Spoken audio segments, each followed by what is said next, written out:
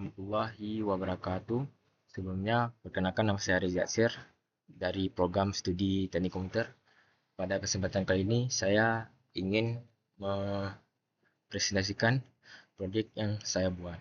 Okey, untuk projek kali ini, ada sebuah perkebunan seluas 100 hektar ditanamkan dalam berbaris,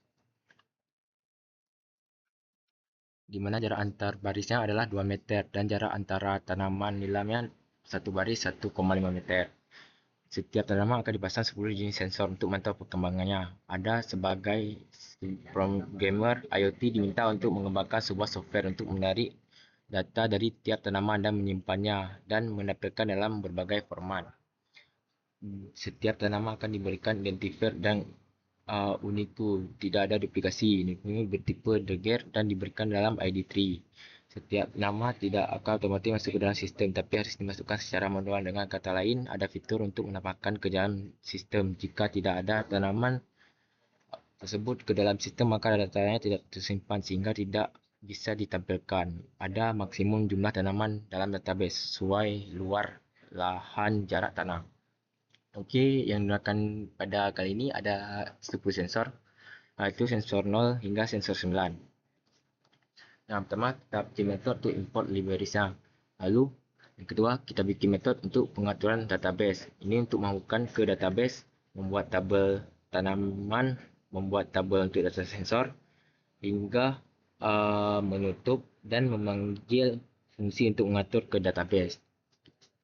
Lalu, untuk kita bikin lagi untuk menambahkan tanaman dan mengambil data sensor.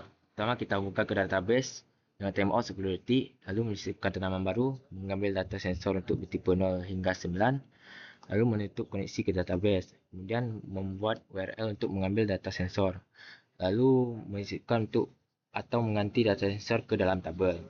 Kemudian untuk menghapus tanamannya, kita buka lagi ke database. Lalu untuk menghapus data sensor yang terkait dengan plan ID, kita bikin metodenya. Lalu untuk menghapus tanaman dari tabel plan juga, lalu menyimpan perubahan ke database. Kemudian memeriksa baris apakah ada baris yang terpengaruh oleh penghapusan, lalu tutup koneksi. Kemudian mengambil data sensor untuk semua tanaman.